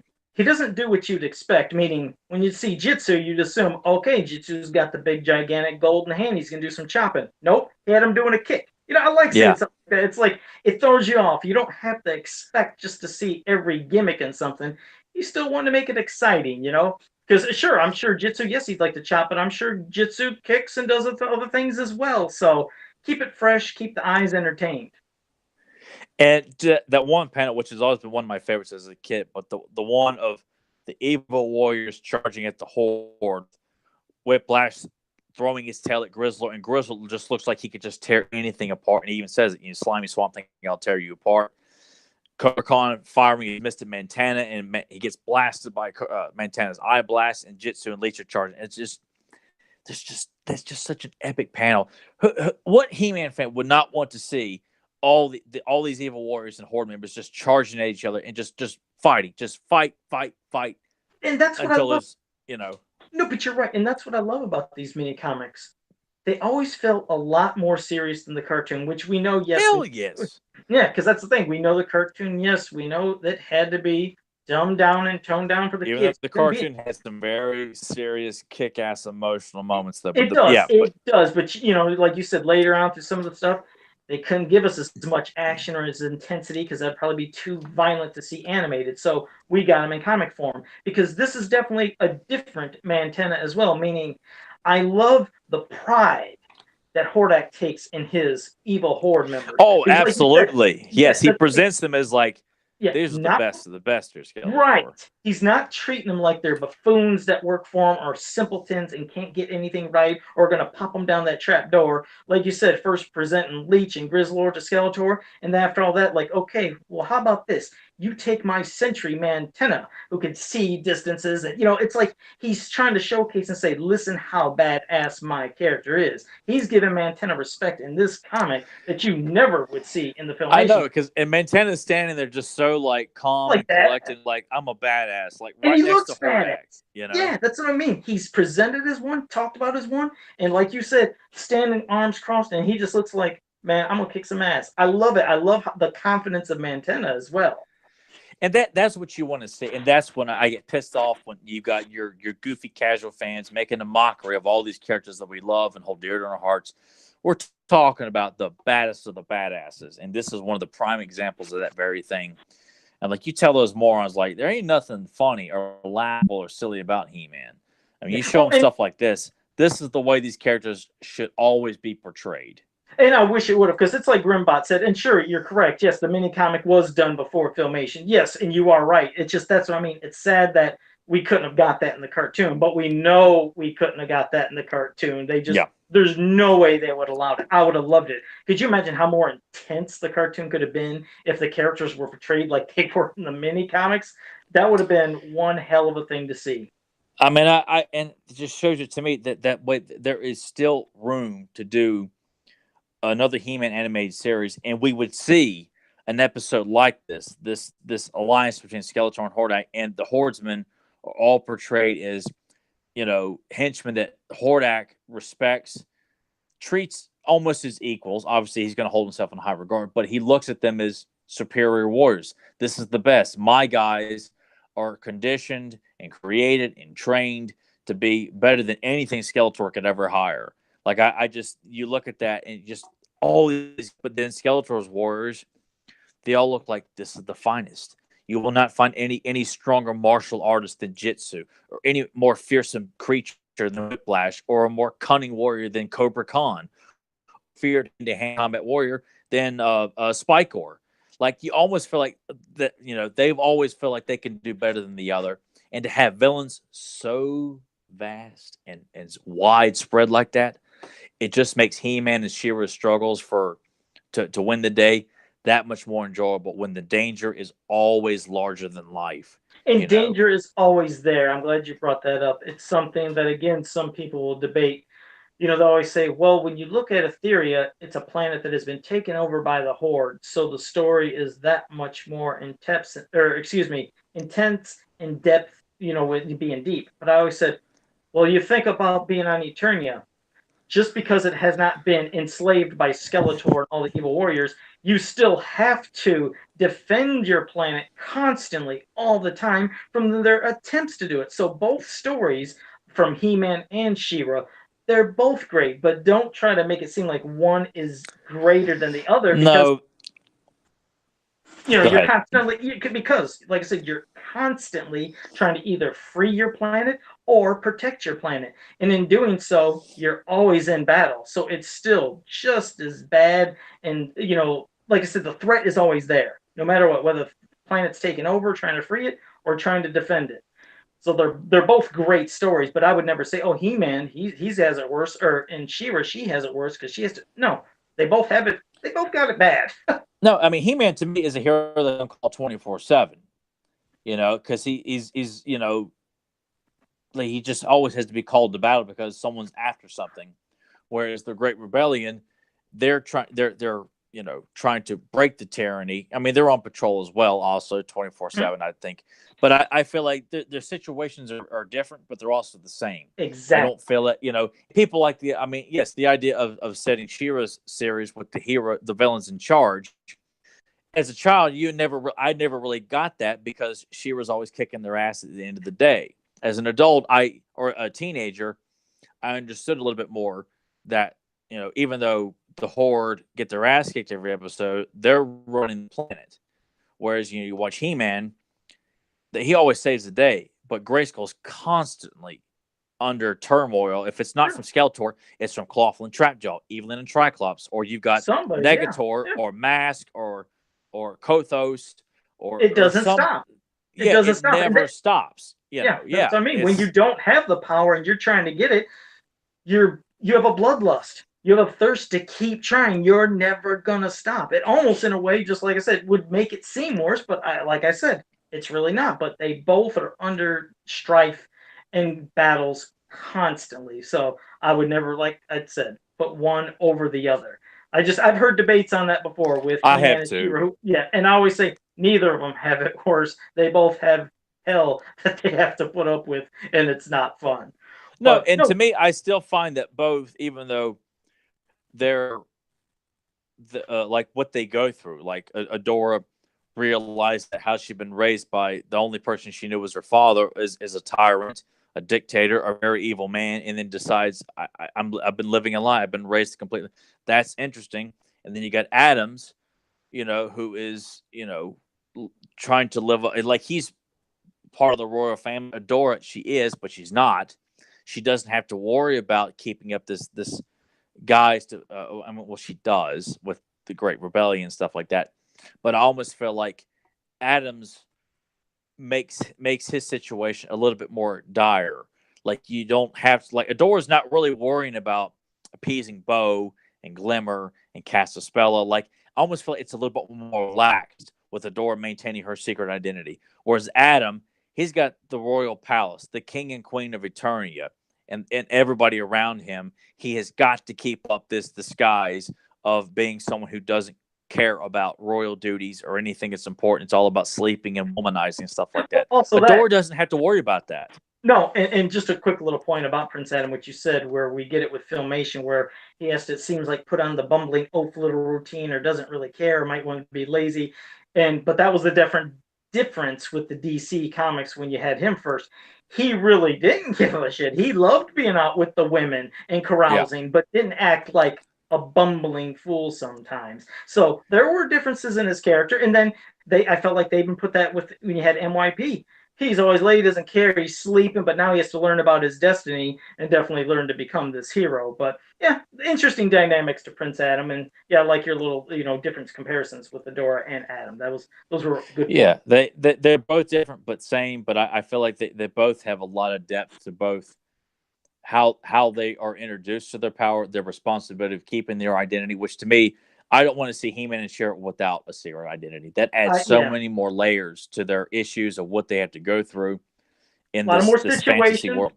No, you're right. A lot of more situations, different stories that you constantly get. And when you talked about Adora, I guess the difference with her is, like you said, first she's with the Horde. She thinks they're good. She's always, been raised to see that. But then she sees what the Horde's really doing. And of course, then her whole destiny comes. She becomes She-Ra. Now she's in the Whispering Woods. And now she has a new immediate family. Now she's having people that genuinely care about her as Adora, and she's genuinely caring about all her fellow members of the Great Rebellion. So she's got a new family and a new, people to now protect. And now that's why she has to keep her secret identity as well. But she's got something that she's never had, family and people that truly love them. You don't have to be blood to be family. So it's something new and a new dynamic that she obviously had to grow with as being in the Whispering Woods and learning to try to free this planet, a planet to where at one time she never knew it was under tyranny and under the rule of the evil Horde. And she says too, she's not even really aware of what goes on outside the Fright Zone, that she spends most of her life inside the Fright Zone training and probably being brainwashed by Shadow Weaver and learning to fight and things like that, but not actually seeing, almost as if like Hordak was just biding his time, and that we take over Eternia. I've got the rightful heir to the throne. I have the daughter of the royal family, so I could easily just walk in and claim the palace for myself because my daughter is the heir, to the. And, oh my God, man! I tell you, it just stuns me the kind of stuff that you and I could do for Master of the Universe, man. If we were just given the pen, we come up instead of this botched version on Netflix that's coming out soon, where it's all about. Hey, we're gonna have like Grimbot said, we're gonna have a singing horse, so so that ought to be. Oh yeah, the hell with anything serious and competent. We got a singing damn horse that's coming. That's gonna revolutionize She-Ra and just make all of fanboys living in our parents' basements. We don't know jack shit about stuff. We just stuck up our own asses because we're stuck in the past too. Well, we got about a month and a half to see what's going to happen there, so it'll be interesting. But God, we did so many things we talked about. Again, if you guys had a few questions in the chat room you wanted to ask us, or anything about the cartoon, mini comics, movie, or something, pop them in here before we get ready to wrap it up, because now I'm going to pass it to Tyler in case you got anything you want to recommend or say. I'm always going to suggest checking out Kevin Sharp's artwork. Check out Axel Jimenez's artwork. Check out Joe Amato's Customs. Go to heman.org. If you don't know info, you need to go. You don't have the mini comic. Go to heman.org and read the Hordak mini comic. Check out John Atkins' Master of the Universe movie fan Facebook page. Constantly posting all kinds of great trivial stuff about the live action movie, from new pictures and behind the scenes stuff and all kinds of wonderful things. He's done interviews and things like that. Check out his stuff. I will do another giveaway. The people who won last week, your mini comic should be in the mail tomorrow. I apologize for not getting them out any sooner, but I finally got around to getting the mailing supplies for that stuff. So I'll do another giveaway tonight if you go to the Fans of Power Facebook page and answer this question. How many episodes did Maj Luck appear in the He-Man and the Master of the Universe series? How many episodes, and what were the names of those episodes? Well, that is my question to you. Well, I think the Google searches will begin. No, if it can be Googled, I don't know, but guess we'll have to wait and see. It may require you to use the James Z Talk's First Testament or his New Testament, whichever one you may own, to look up or dig through your episodes. But the answer, I know the answer right now. I know the names of the episodes. I'm sure Deucen knows without question already. Yeah, so we can't let him. You don't count Deucen. Yeah, I was gonna say he don't count. He'd have it in 5 seconds. No, I'm sure the minute I said it, he knew it. Oh, probably. So he doesn't count. And he'll list how many concepts there were and how many production cells and angles and shit. But all right, well, thank you for that. Now I'm going to pass to a couple of the questions that we have right here. First one is from Zentron. Zentron said, which of the evil warriors or horde do you think could possibly turn and join the heroic warriors or Great Rebellion against their former comrades?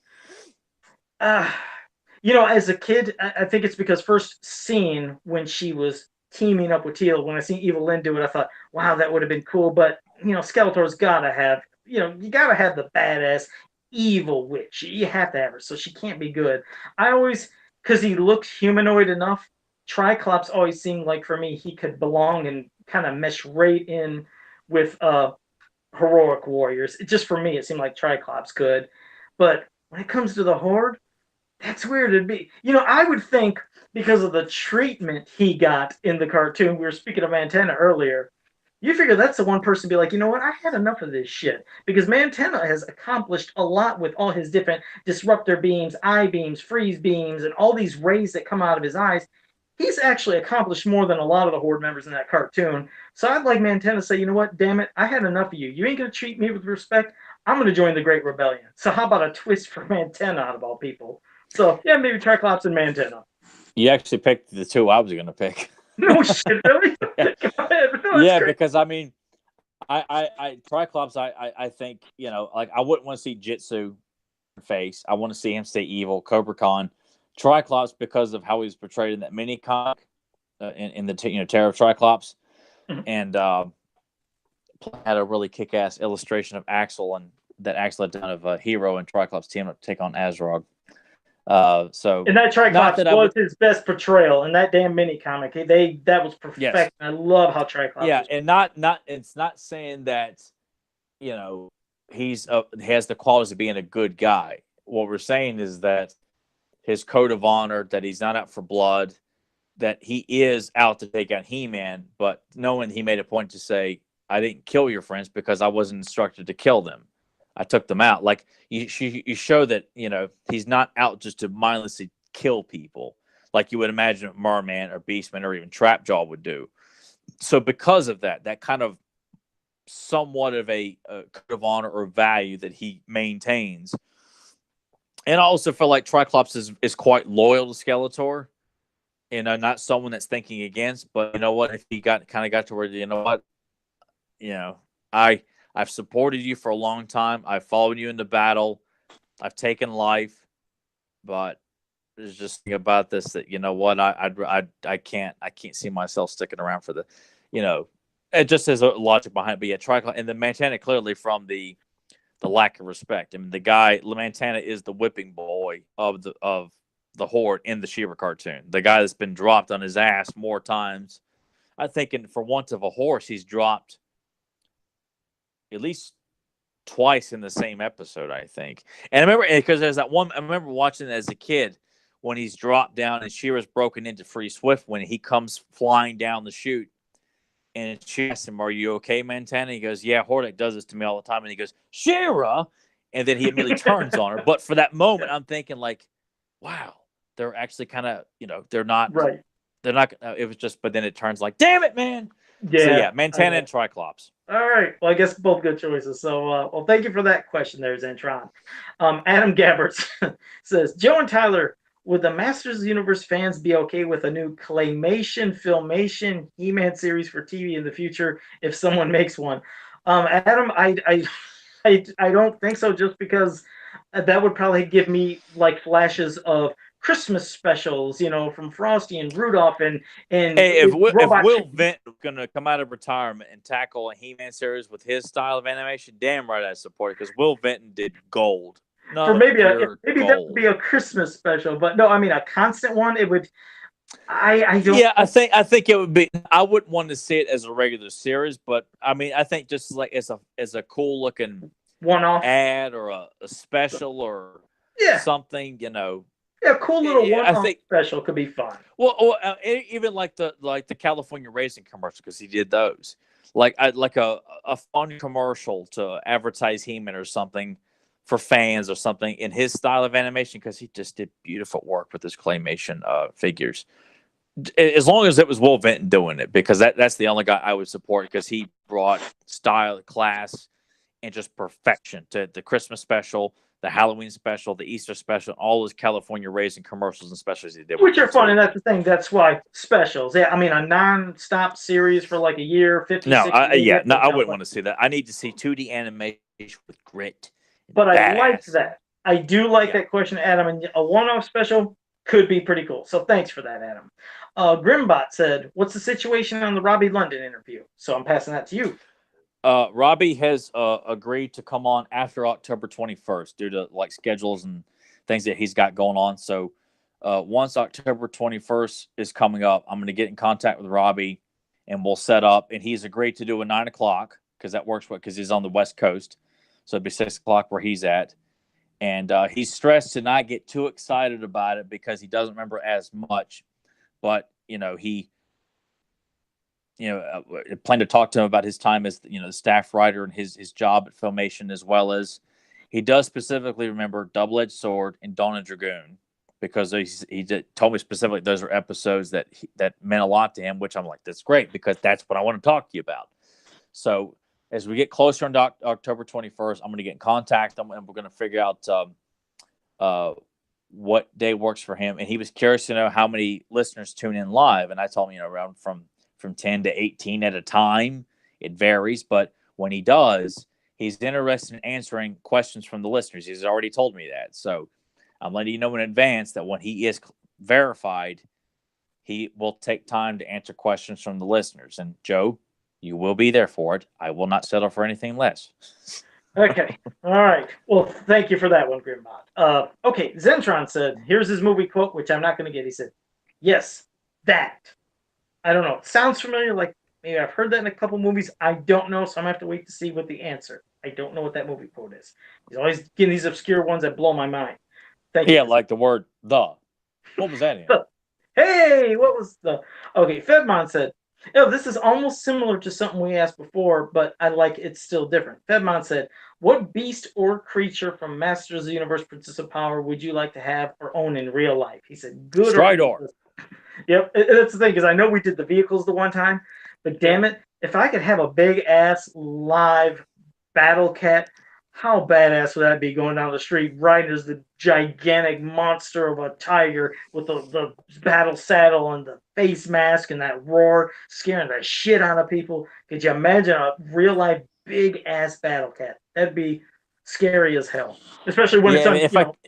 If I couldn't have started, it would be Battle Cat, because Battle Cat just has such presence, and everybody's going to get out of your way. You're riding around on a giant green tiger with a giant saddle with spikes and a massive helmet, and just it'd be absolutely frightening. So, well, thank you for that one. Here's one from Fans of Power, which is Nathan. He said, "How many guys does it take to transform Starscream?" You guys had a hell of an adventure today. Well, apparently, from what I looked, I had to look up several videos and failed. Nathan, I told him, and he did find. So, I don't know. I guess specifically 3, because Nathan had to find the guy. Then Nathan had to verify that it did work. Then he sent it to me. So I guess 3 guys it takes to put together a reissue of Generation 1 Starscream. Son of a bitch! But damn it, we got it done. Please, you guys. Well, glad you guys got it. But okay, well, I think that might be it. So Zentron, you'll have to pop in your answer there in a second, because we didn't get it. But again, First, I want to thank every single one of you guys for joining us in the chat room. We love having you here every single week. I know I say that every week, but it's because I mean it every week. Just love the interaction. And episode 156 is going to be really great. But of course, we got more coming. It's still going to be just as good. But I also wanted to remind people to like, subscribe, share, and also make sure you ring the bell down here. I was going to say it at the beginning just to remind everybody, but in case anybody who's watching us, on a rerun, or if you're in that chat room, you haven't did it, just ding that bell right down there, because that's always going to keep you notified when we go live. And I want to see, okay, Zentron said, Spaceballs. He said, oh, here's the whole thing. Oh, shit. No. Please, sir. No, not that. And then, yes, that. Okay, Spaceballs. Now dude, no. He's like, that's too vague. Foul. You cannot give us a Spaceballs quote that's just that, you might as well just say, me? As in, like, you heard me? No. You have to give an actual quote, not just a syllable. Do it again. I tell you what, come back next week and give us an actual line of dialogue, not a grunt or a whistle. You can't do that. No fair. If you're gonna steal my gimmick, you got to do it right. Well, maybe that's the twist on his gimmick. It's so obscure and crazy that it just would. I hope he's laughing, knowing he's got a reaction out of me, and of course Joe falls in his face like he does every week. There you go. So. All right. Well, okay. So again, I told you everything to do. We loved having you here. So until next time, have a powerful day. I don't smoke. It's a disgusting habit.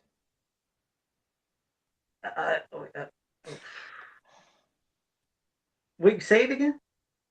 I don't smoke. It's a disgusting habit. And I feel like when you said that person was smoking and was kind of coughing when he did it. Come on, Joe. Yeah, see, Nathan hates it. I know, Nathan. I was pretty confident Nathan would get it. Tyler, do it again. If you listen to how he says it, how he acts it out, you can make it out. Do it again. Yeah. All right. I don't smoke.